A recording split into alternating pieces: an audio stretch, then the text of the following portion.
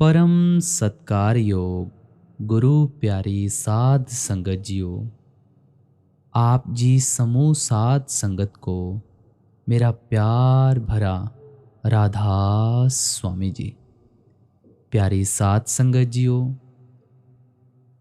हुजूर जी का यह सत्संग जो डेरा ब्यास में फरमाया गया था, ये इसका हिंदी अनुवाद है।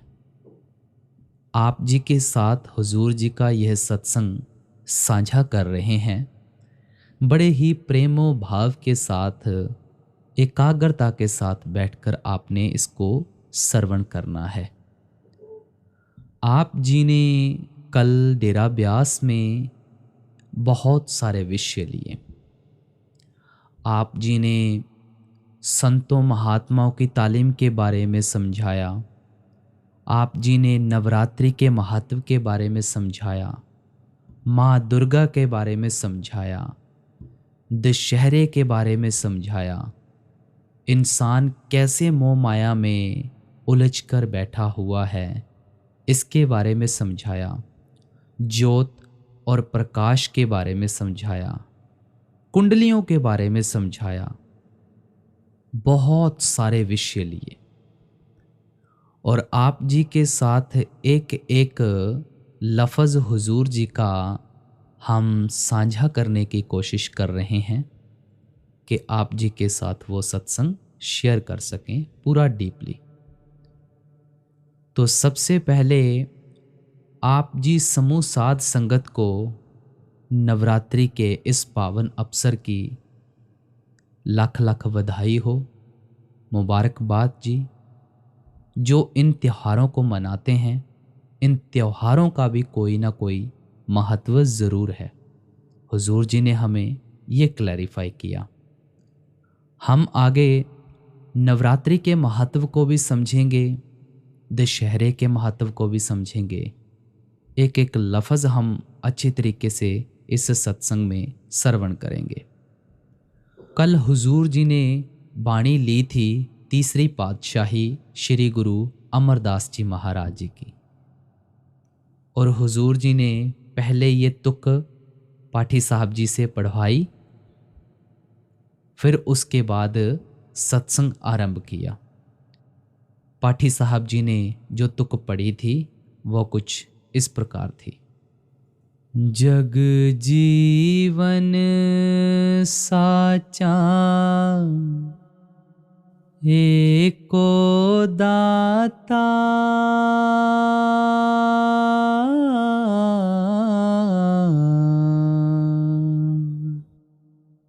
गुर सेवा ते शब्द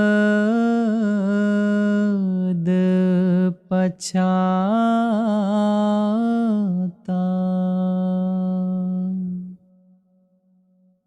एको अमर एका पतशाही,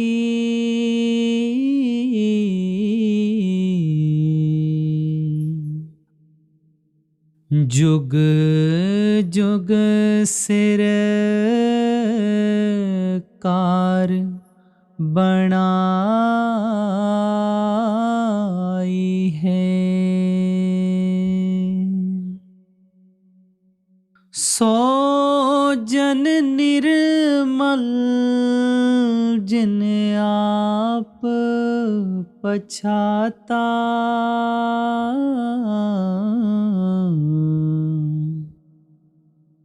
आपे आई मिलया सुखदाता,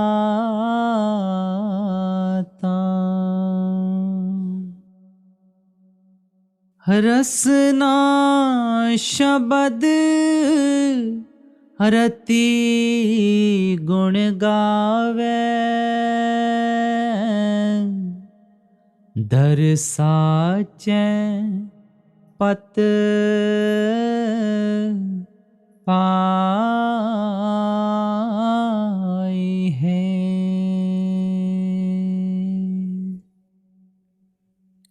हुजूर जी ने सत्संग को आरंभ किया आप जी ने फरमाया, यह तीसरी पातशाही श्री गुरु अमरदास जी महाराज जी की वाणी है। हुजूर जी ने भी ये सत्संग फरमाया और हमें इस सत्संग में बड़ा ही खोल खोल कर फरमान दिया। आप जी ने फरमाया था कि कोई भी संत महात्मा अगर आता है तो अपने मूल रूप को समझाने के लिए आता है। संत मत के ठोस मूल स्रोत कौन कौन से हैं? मालिक कौन है? कैसे मिलना है? किसके जरिए मिला जा सकता है? इसके बारे में आप जी ने समझाया और आप जी ने हमें ये भी फरमान दिया कि उसके साथ हमने जुड़ना कैसे है। हम सत्संग सुनते हैं या सत्संग सेंटरों में जाते हैं, ब्यास जाते हैं, कहीं भी जाते हैं सत्संग सुनने के लिए, तो हम कितनी कुर्बानियां देकर जाते हैं। कुर्बानियां किस तरह की? जैसे हमने घर बार छोड़ा, बाल बच्चे छोड़े, पशु छोड़े और कई तरह की कुर्बानियां देकर हम सत्संग घर, सत्संग सुनने के लिए जाते हैं। अगर हम वहां पर जाकर कुछ सीखेंगे ही नहीं तो वो कुर्बानी देने का क्या फायदा? अगर तो हमने घर बार छोड़ा है और सत्संग में जाकर कुछ सीख कर आते हैं तो घर बार छोड़ने का भी फायदा होता है। जिंदगी में बहुत सारे उतार चढ़ाव आते हैं और इंसान डोल जाता है, क्योंकि इंसान इसलिए डोल जाता है, कमजोर है, इसको सहारे की जरूरत है। फिर इसके मन में आता है कि शायद मालिक है भी या नहीं है। मालिक है, फर्क सिर्फ और सिर्फ हमारी सोच में है। हम अमल नहीं करते। सत्संग में आए हैं तो कुछ लेकर जाना है। हुजूर जी को याद किया कि हुजूर जी ने हमें 40 साल समझाया। क्या उन्होंने कोई कसर छोड़ी समझाने के लिए? क्या हमने समझा? और बाबा जी को 35 साल थोड़े नहीं होते, 35 साल हो गए हैं समझाते हुए। क्या हमने कभी उनकी बातों को अमल में लेकर आए? क्या हमने समझने की कोशिश की? संत महात्मा आते हैं हमें समझाने के लिए, हमारे मूल रूप की पहचान करवाने के लिए, उस कुल मालिक से मिलाने के लिए, जिसको आप जी वाणी में फरमाते हैं, एक पिता एक कस के हम बारिक। मालिक तो एक है। किसी ने कहा है 2 है या 3 है। अगर हम अलग अलग धर्मों में जाएं तो उसे अलग अलग नामों से पुकारा गया है, लेकिन ताकत तो सिर्फ एक है जो सृष्टि को चला रही है। हुजूर जी ने एक दुनियावी मिसाल से हमें समझाया। आप जी ने फरमाया, देश है, देश को चलाने वाला सिर्फ एक ही प्रधानमंत्री है। आगे नीचे जितनी भी सारी दी गई हैं वो सारी जिम्मेवारियां हैं, लेकिन चला तो सिर्फ एक ही रहा है ना। उपदेश तो एक से ही आ रहा है ना। ये दुनियावी मिसाल थी। आप जी ने फरमाया मालिक एक है, उसने आगे बांटा हुआ है। थोड़ी जिम्मेवारी किसी को दे दी, थोड़ी किसी को दे दी, थोड़ी किसी को दे दी। और हमने क्या किया? हम अनेकता में फंस के रह गए। हम अपने आप को अलग अलग जगह जाकर अलग अलग चीज़ों में बांटना शुरू कर देते हैं। अब देखो, जब हम बच्चे थे ना तो पता नहीं होता था। बड़े हुए, जैसे जैसे बड़े होते गए ध्यान फैलता गया, अनेकता में फंस के रह गए। वो जो निराकार है, समझने की कोशिश करनी है, वो जो निराकार है उसे अलग अलग शक्लें दे दी हैं, अलग अलग नामों से पुकार दिया गया है। अब बड़े अफसोस के साथ कहना पड़ता है, आप जी ने फरमाया कि जितना हम धर्मों के नाम पे लड़ते हैं ना, शायद ही हम इतनी लड़ाई किसी और चीज के लिए करते हों। अपने दिल पर हाथ रखकर पूछो, क्या ये सही है? जब मालिक एक है, हमने मिलना एक को है, तो क्या ये लड़ाई ठीक है? अपने दिल पर हाथ रखकर पूछो। कोई हमें किस तरफ डाइवर्ट करने की कोशिश करता है, कोई हमें किस तरफ डाइवर्ट करने की कोशिश करता है। मकसद क्या था और क्या है और आगे क्या रहेगा, वो तो सिर्फ एक ही है कि शब्द की कमाई करना, नाम की कमाई करना, उस कुल मालिक के साथ मिलना। संत कबीर साहिब जी महाराज ने बड़ा सुंदर उपदेश दिया है। हिंदू भाई साहब कहते हैं कि मेरा राम बड़ा, मुसलमान भाई साहब कहते हैं मेरा अल्लाह बड़ा, सिख भाई साहब कहते हैं मेरा वाहिगुरु बड़ा। उसकी पहचान करने की तो हमने कभी कोशिश नहीं की। वो तो एक है। वाणी ने तो पहले ही फरमान दे दिया है, जग जीवन साचा एक को दाता। एक को दाता कहकर बयान किया है, एक को दाता। एक बड़ी सुंदर मिसाल दी बिजली की। आप जी ने फरमाया कि जैसे हमारे घर में लाइट्स आती है, बिजली वगैरह, ये बिजली भी अलग अलग यंत्रों को चलाती है। जैसे पंखा हो गया, कूलर हो गया, एसी हो गया, अलग अलग यंत्र होते हैं, इन सभी को चलाती है। ताकत तो एक है,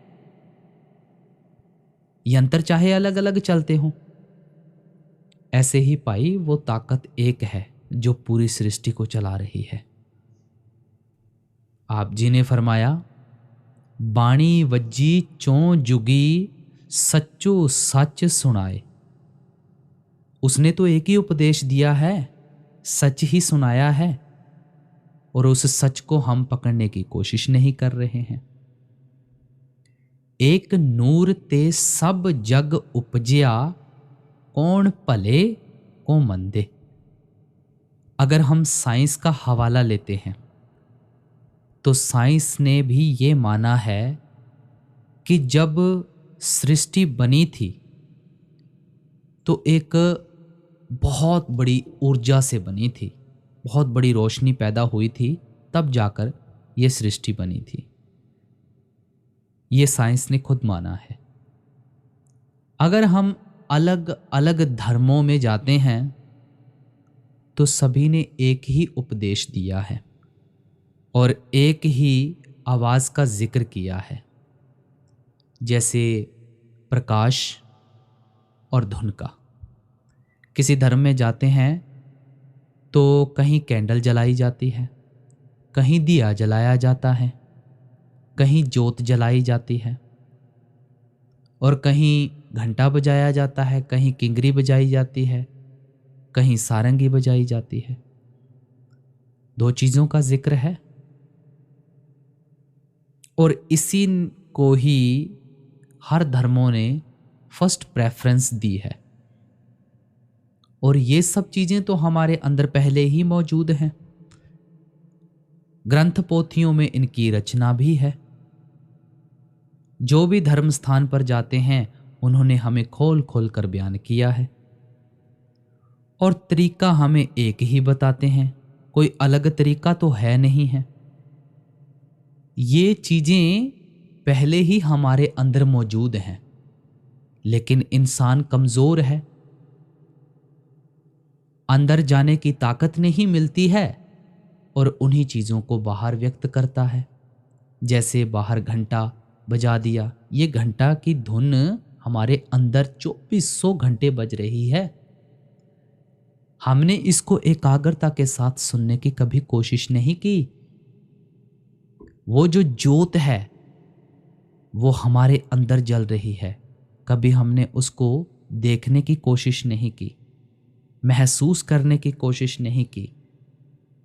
इसलिए इंसान कमजोर है, ये सारी चीजें उसने बाहर व्यक्त कर दी। अब एक हुजूर जी ने यहां पर कुंडलियों के बारे में समझाया कि आजकल लोग ना कुंडलियों में बहुत विश्वास करते हैं। कौन से चक्रों में पड़े हुए हैं?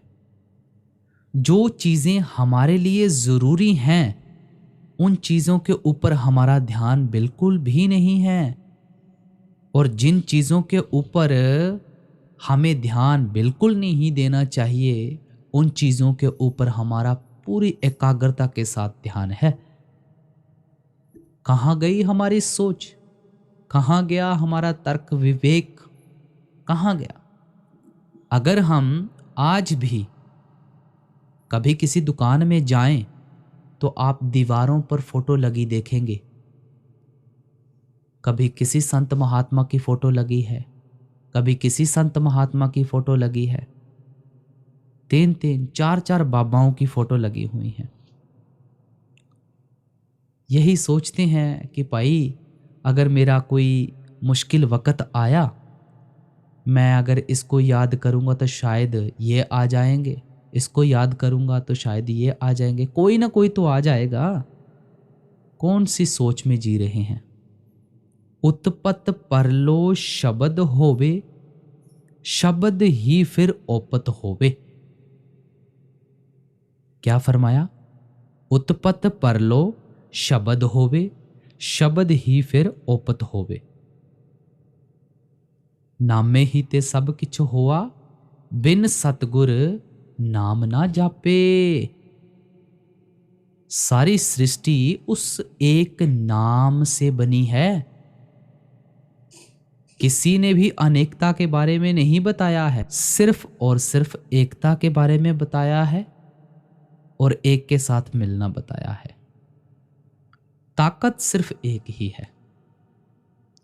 स्वामी जी महाराज अपनी वाणी में फरमा देते हैं, गुरु मोहे अपना रूप दिखाओ, यह तो रूप धरा तुम सरगुन जीव उबार कराओ।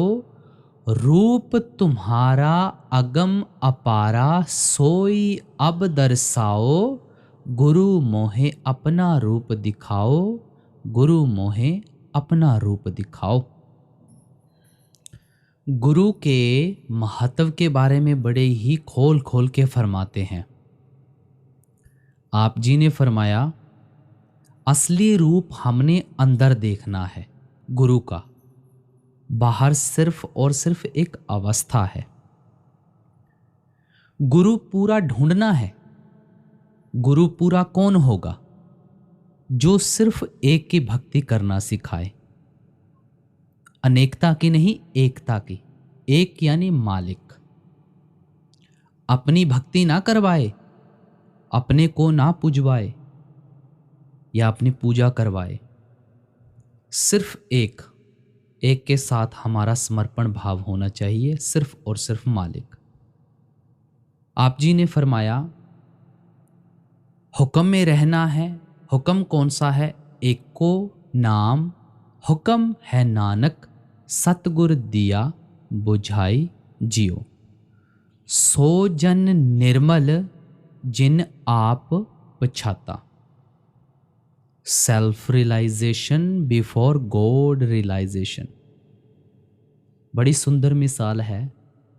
अगर कहीं पानी बहता है, आप अपनी शक्ल उस पानी में देखो तो क्या आपको अपनी शक्ल उस पानी में दिखाई देगी?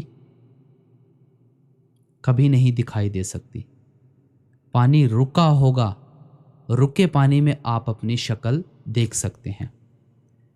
इसी तरह हमने अपने मन को ठहराना है भाई। जब तक हमारा मन नहीं ठहरेगा हम आगे तो बिल्कुल नहीं बढ़ पाएंगे। जितनी मर्जी भक्ति करते रहें, अब कहते हैं ना बीच में कोई कि जी मन नहीं लगता, कि जी हमारा ध्यान नहीं टिकता, चलते फिरते सिमरन तो करते हैं, जब बैठते हैं तो भार सा महसूस होता है, ये होता है वो होता है। कभी ठहर कर एकाग्रता के साथ नाम जपा है? चलते फिरते ही जपा है? एकाग्रता के साथ जब तक नाम नहीं जपेंगे कुछ हासिल नहीं होने वाला है। आप जी ने यह भी फरमाया कि बगैर इंजन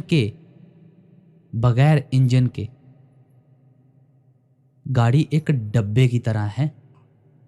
अगर उसमें इंजन नहीं होगा तो गाड़ी का क्या काम है? वो गाड़ी थोड़ी कहलाएगी, वो तो एक डब्बा ही है। इसी तरह हमारे इस इंसान रूपी शरीर में मालिक खुद बैठा हुआ है। अगर हमने उसकी पहचान नहीं की तो जैसे आए हैं वैसे ही चल जाएंगे, खाली हैं खाली रह जाएंगे, कुछ पल्ले नहीं पड़ने वाला है। ये जो हमारा शरीर है ना, इसका बहुत बड़ा महत्व है, बहुत बड़ा महत्व। He of the temple living God. बहुत जन्मों के बाद भाई, बहुत जन्मों के बाद ये हमें इंसान रूप मिला हुआ है। इंसान रूप 84 लाख जोनियों में पहले हमने धक्के खाए। कभी पेड़ बने, पक्षी बने, सांप बने, कीड़े पतंगे बने, ना जाने कौन कौन सी हमने पहले जूने भुगती हैं। फिर उसके बाद जाकर हमारा इंसान जामे में आना मुकम्मल हुआ है। आप जी ने बाणी की मिसाल से समझाया, 184 जून सबाई मानस को प्रभ दी वड्याई। इस पौड़ी ते जो नर चूके सो आए जाए दुख पाएदा। बाबा जी हमेशा हमें इस तुक के ऊपर समझाते हैं कि भाई इंसान सीढ़ी का आखिरी डंडा है। अगर उसको क्रॉस कर जाएंगे तो अपने निज घर वापस यानी अपनी छत के ऊपर चढ़ जाएंगे। अगर वहां से पैर फिसलेगा ना तो नीचे मुंह के बल गिरेंगे। फिर पता नहीं कि दोबारा वहां से उठ पाएं या नहीं उठ पाएं। विज्ञान को समझो तो विज्ञान कहां तक जा आई है, सूरज तक लैंड कर लिया है उसने। 84 लाख जूनों के बाद हमने ये इंसान रूप देह धारण की है। समझते तो हम हैं नहीं, बस खाने पे लगे हुए हैं, ठूस रहे हैं, ठूसते जाते हैं जानवरों की तरह। हमारे लिए जितना जरूरी है क्या हम उतना नहीं खा सकते? जितना हमारे शरीर को चाहिए हम इस शरीर को उतना ही दे सकते हैं ना। अगर इसको ओवर देंगे तो बीमारी आ जाएगी, ओवर देंगे पाचन तंत्र खराब हो जाएगा, सब चीजें बाहर आ जाएंगी।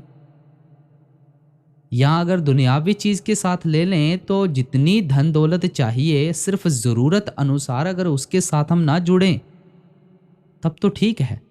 अगर हम उसके साथ जुड़कर रह जाते हैं तो क्या फायदा? आप जी ने फरमाया जानवर ऐसा नहीं करता। अगर कुत्ते को आप रोटी देंगे या किसी भी जानवर को आप रोटी देंगे वो आपकी वफादारी जरूर करेगा, वो वफादारी नहीं भूलता। अगर इंसान को कोई खुंदक वाली बात कह देता है तो वो उसका दुश्मन बन जाता है।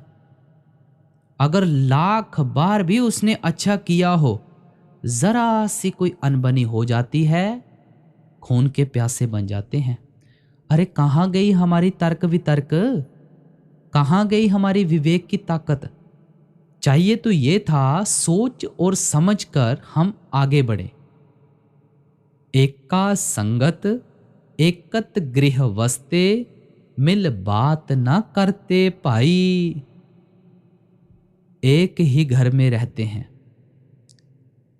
लेकिन एक ही घर में रहते हुए भी हमारा मिलाप एक दूसरे से नहीं होता। क्या करना है ऐसे? पहचान तो हम कर नहीं रहे हैं।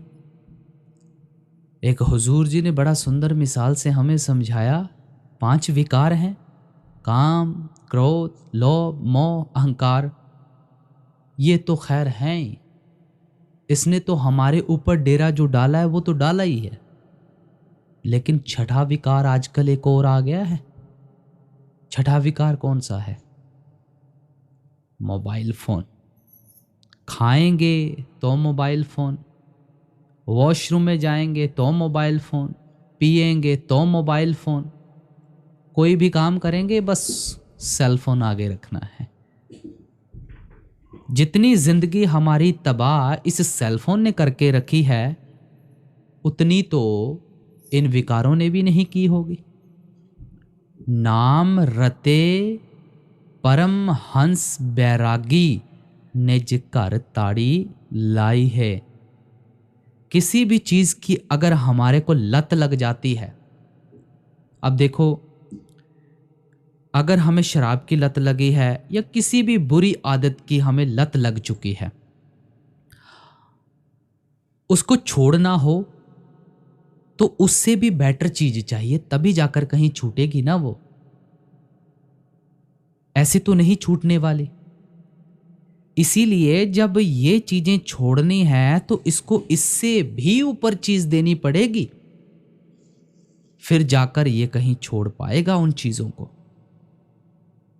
और इन चीजों को कैसे छोड़ा जा सकता है, हम एक सैयद बुल्ले शाह जी की मिसाल से समझेंगे, जो हुजूर जी ने फरमाई थी।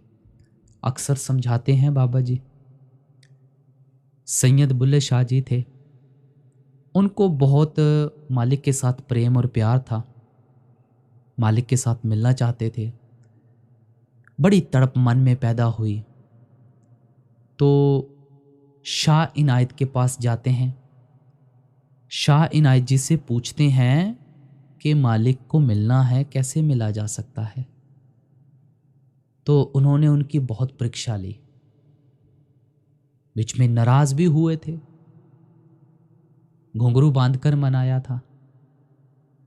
एक बार जब शाह इनायत धान लगा रहे थे तो सैयद बुल्ले शाह जी ने अपने गुरु से पूछा कि मैंने मालिक से मिलना है, मेरी बहुत तड़प है मालिक से मिलने की। तो शाह इनायत जी ने ये वचन उचारे थे कि बुल्लिया, रब दा की पौना, इधर पुटना और उधर लाना। यानी कि अपने ख्याल को इस दुनियादारी से मोड़कर हमने परमार्थ की तरफ लगाना है। जब तक हमारा ध्यान बाहर मुखी है तब तक हम कुछ भी हासिल नहीं कर सकते हैं। रूहानियत को हमने बड़ी गहराई के साथ समझना है और समझकर आगे बढ़ना है। आप जी ने ये फरमाया कि ए रस आवा ओ रस जावा। धन दौलत है, जरूरत अनुसार उसको इस्तेमाल करो, उसके साथ कभी भी जुड़ना नहीं है। मिलियनर बिलियनर राजा अलेक्जेंडर था, कितना अमीर था। जब उसका अंत समय आया तो कैसे अपनी मां को मिलने के लिए तरस गया था। मिलियनर बिलियनर सबका यही हाल है, सब दुखी हैं, किसी को भी सुकून की सांस आ ही नहीं रही है। सुखी कोई भी नहीं है, सब मोह माया में फंसे हुए हैं। सुख किसको है? जिसने नाम की कमाई और शब्द की कमाई की है, उस तीसरे तिल में मालिक को महसूस किया है और उसके साथ जुड़ा है, उसको परम शांति है। हमने इस अवस्था से बाहर निकलना है और अपनी अवस्था ऐसी बनानी है कि हम शांति में चले जाएं। शांति यानी उस मालिक की तरफ चले जाएं। वाणी फरमाती है, नौ दर ठाके तावत रहाए, दसवें निज घर वासा पाए, ओथे अनहद शब्द वजे दिन राती, गुरमती शब्द सुनावणिया। कि अपने इस ख्याल को 9 द्वारों से इकट्ठा करके उस 10वीं गली में लेकर आना है। जब तक हम अपने इस ख्याल को 9 द्वारों में ही रखते हैं तो हमें कुछ भी हासिल नहीं होने वाला है। मकसद हमारा उस मालिक के साथ मिलना है, तीसरे तिल पर जाना है। सच्चा सुख यहीं मिलने वाला है और कहीं नहीं मिलने वाला। बाकी सब नीचे नीचे रह जाते हैं। परमानंद की शांति तीसरे तिल में है। जिनको परमानंद की शांति चाहिए वो तीसरे तिल पर विराजमान हो जाएं, उनको परमानंद की शांति मिल जाएगी। अब एक बड़ी आम मिसाल जो बाबा जी लेकर हमें समझाते हैं, पढ़ पंडित अवरा समझाए, घर जलते की खबर ना पाए। पंडित क्या करते हैं, कभी किसकी पत्री खोलकर बैठ जाते हैं, कभी किसकी पत्री खोलकर बैठ जाते हैं। ये कहानी आपने बाबा जी के मुंह से सुनी होगी, आम है। पंडित थे, अपने घर में विधवा लड़की बैठी हुई है, उसकी वो शादी करवा नहीं पा रहे।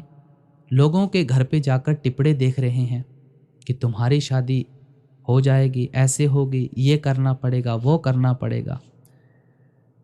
कोई धागे बांधते हैं पीपल के साथ, कोई हवन करा रहा है। किसके लिए? सुख के लिए। कोई हवन करा रहा है, कोई धागे बांध रहा है, कोई कहीं माथा टेकता है, कोई घंटा बजाता है, कोई ये करता है, कोई कुछ करता है, ना जाने क्या क्या कर रहे हैं। अब आप जी ने फरमाया कि अगर इन चीजों से सुख आता होता तो कोई दुखी रहता? जैसे प्रधानमंत्री हैं, बिजनेसमैन हैं, पॉलिटिशियन हैं,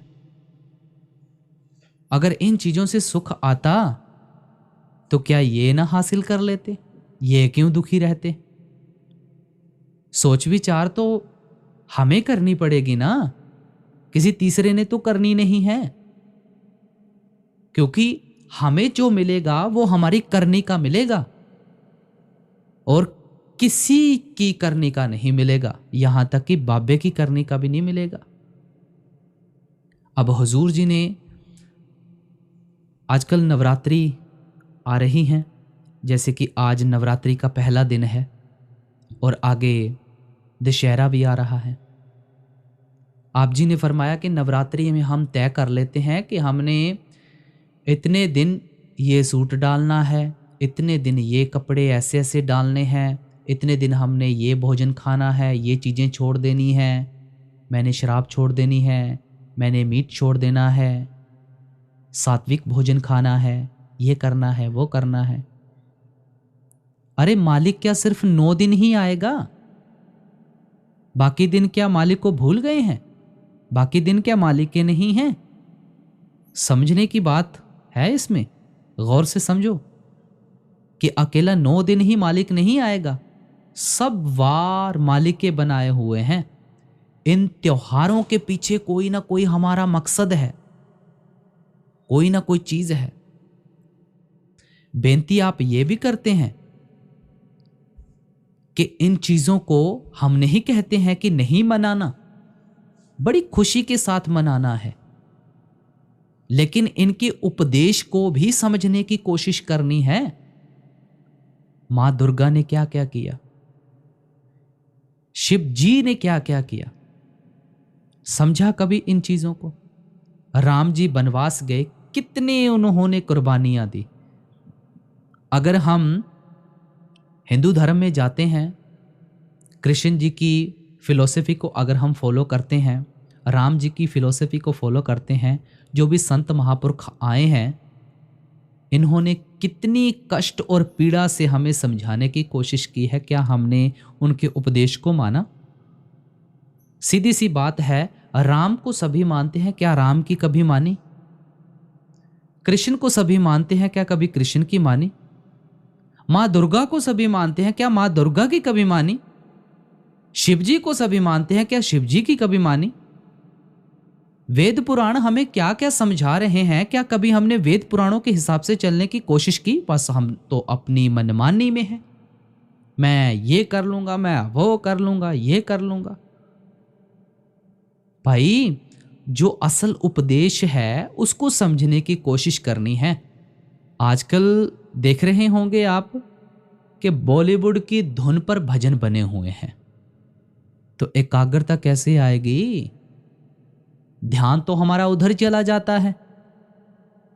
हालांकि हमें चाहिए था कि हम भजन सुनकर अपनी एकाग्रता बढ़ा सकें, लेकिन जब बॉलीवुड की धुन बजती है तो ध्यान हमारा फैलता है और ध्यान हमारा उधर जाता है, भजन में नहीं लगता।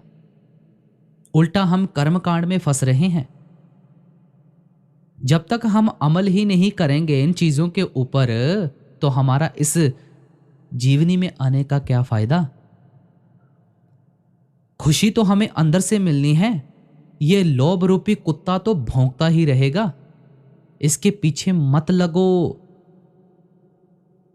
कभी सोचकर और विचार करके देखो। अगर फिर भी नहीं मन भरता है तो एक बार ना अस्पताल का चक्कर लगाया ना, वहां मरीजों की चीखें सुनना। जब हाय हाय हाय हाय होती है, वो सुनकर आना। फिर उसके बाद सिमरन भजन पर बैठना। 24 घंटे हैं हमारे पास। 24 घंटे में से सिर्फ 2 घंटे सिमरन के लिए मांगे गए और आधा घंटा भजन के लिए मांगा गया, लेकिन वो भी हमारे पास नहीं है। उसमें भी बैठने के लिए हमें मौत पड़ जाती है। हम बैठे तो सही, अगर हम बैठेंगे तभी ताकत मिलेगी अंदर से, तभी हमारा कुछ बन पाएगा। उसके बगैर तो नहीं बनेगा ना। आप जी फरमाते हैं, बिन नावे मुक्त ना हो बई, बिन नावे मुक्त ना हो बई। नाम के बगैर कभी भी हमारी मुक्ति नहीं हो सकती है। अब कह देते हैं कि मैंने इतने पुराण पढ़े, मैंने इतने वेद पढ़े, मैंने इतने ग्रंथ पोथियां पढ़ी। अब आप सोचो, बाबा जी अक्सर फरमाते हैं, रावण कितना बड़ा टीकाकार पंडित था, क्या उसने कोई कसर छोड़ी थी? कितना टीकाकार पंडित था, पता नहीं कितने पुराणों का उसे ज्ञान था, कितने वेद शास्त्र उसने पढ़े हुए थे। पढ़ने का उल्टा अहंकार आ गया। अंत में उसका क्या हुआ? मारा ही गया ना। अब आप जी यहां पर बाबा जी ये भी फरमाते हैं कि देखो, सब चले जाते हैं, राम गयो रावण गयो जाको बहु परिवार, रहा कौन है? नाम रहे साधु रहे गुरु गोविंद। वो सिर्फ नाम, सिर्फ नाम, नाम रहेगा। उसकी व्याख्या तो आप जी ने खोल खोल कर दृष्टांत दे दिया है हमारे सामने कि भाई इस तरह से नाम की कमाई करनी है, कैसे कैसे गुरमुखों के पास जाना है, कैसे कैसे हमने क्या करना है। आप जी फरमाते हैं, बिन सतगुरु नाव ना पाइये, सतगुरु ऐसी बनत बनाई है।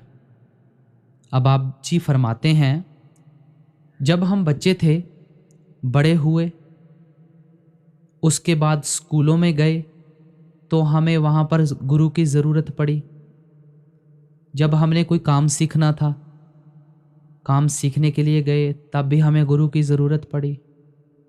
किसी भी विशेष काम को सीखने के लिए हमें गुरु की अहमियत ज़रूर पड़ती ही पड़ती है, ज़रूरत पड़ती है। इसीलिए जब भी हम परमार्थ में आते हैं, परमार्थ में आकर हमें गुरु की ज़रूरत डेफिनेटली पड़ेगी, और गुरु हमें जो उपदेश देगा उसके मुताबिक अगर हम नहीं चलेंगे तो हमें कुछ हाथ पल्ले नहीं पड़ने वाला है। शिक्षा लेने के लिए गुरु के पास गए, अगर हम स्कूल की परिक्रमा करके या टीचर की परिक्रमा करके घर पर आ जाते हैं, कुछ सीखते नहीं हैं, तो क्या कभी हम पेपरों में पास हो पाते? क्या कभी हमारी लाइफ सुधर पाती? क्या हमें ज्ञान आ पाता? बड़े हुए, उसके बाद उस्ताद के पास गए काम सीखने के लिए, अगर हम वहाँ पर जाकर काम ही ना सीखें, उस्ताद की परिक्रमा करके आ जाएं, काम सीखें ही ना, क्या हम कुछ कमा पाएंगे, कुछ खा पाएंगे? इसीलिए भाई कि जब हम परमार्थ में आकर अगर अपने सच्चे गुरु की बात नहीं मानेंगे तो क्या मालिक से मिल पाएंगे, कुछ कर पाएंगे? आपके सवाल उठते हैं कि जी भाई मन नहीं लगता, आपके सवाल उठते हैं कि जी हम इतना घंटा भजन में बैठते हैं, हमारी बात नहीं बनती है। भाई 2 घंटे सिमरन के लिए मांगे गए, आधा घंटा भजन के लिए मांगा गया है, 2.5 घंटे देने हैं, और देने भी एक ही बार में हैं। अगर नहीं बैठा जाता है तो थोड़ा थोड़ा करके बैठो ना। जब तक हम ये काम ही नहीं करेंगे तो भाई मालिक कैसे मिलेगा? कैसे मिलेगा? सोच विचार हमें करनी है, कोई तीसरा नहीं करेगा सोच विचार, क्योंकि भूख हमें लगी है, खाना भी हमें ही चाहिए। भूख भूख करते रहेंगे, आपके बदले में कोई और खाएगा तो आपकी भूख मिट पाएगी? भूख आपको लगी है, खाना आपने खाना है, तभी तो आपकी भूख मिटेगी। प्यास आपको लगी है, पानी आप पिएंगे, प्यास आपकी बुझेगी। आपके लिए कोई पानी नहीं पी सकता, आपके लिए कोई खाना नहीं खा सकता, आपके लिए कोई काम नहीं कर सकता। हर काम आपने अपने लिए करना है, इसलिए भाई परमार्थ भी आपने अपने लिए करना है। सीधी सी फिलॉसफी है, हमने समझकर आगे बढ़ना है और अपने गुरु का मान सत्कार करना है, क्योंकि गुर बिन सत नहीं, गुर बिन गत नहीं। आप एक कदम गुरु की तरफ चलो, गुरु आपकी तरफ 100 कदम बढ़ेगा। ये सोच विचार हमें करनी है। संत मत के सिर्फ और सिर्फ कुछ कर असूल हैं, अगर हम उन असूलों के ऊपर खरे उतर जाते हैं तो गुरु कभी भी हमारी बाह नहीं छोड़ता। हुक्म सिर्फ एक ही फरमाता है कि एक को नाम हुक्म है, नानक सतगुर दिया बुझाई जियो। उस घर में सिर्फ और सिर्फ एक हुक्म ही चलेगा, उसके सिवाय और कुछ नहीं चलने वाला है भाई। सोच और विचार हमें करनी है, बार बार फरमाते हैं कि सोच विचार हमें करनी है। ये हमें मालिक ने विवेक दी है ना, तो विवेक का इस्तेमाल करो। हर चीज के लिए कोई भी काम करना है, सोच और समझ के साथ कदम बढ़ाओ। दौलत चाहिए, लेकिन कितनी चाहिए? जरूरत अनुसार, उसके साथ जुड़कर मत रह जाओ कि ये मेरी है बस मेरे पास रहेगी। भाई दौलत हाथों की मैल है, आज तुम्हारे हाथ में है, कल किसी और के हाथ में होगी। इनके साथ जुड़कर नहीं रहना है। तो अंत में हुजूर जी ने यही बेनती की थी कि हमने इन चीज़ों को समझने की कोशिश करनी है और नाम की कमाई करनी है, शब्द की कमाई करनी है। तो ये हुजूर जी का जो मुख से फरमाया गया सत्संग, आप जी ने इन इन विषयों के ऊपर हमें बड़ा डीपली समझाया था, तो ये आप जी के साथ शेयर कर दिया गया है। सभी को प्यार भरी राधा स्वामी जी।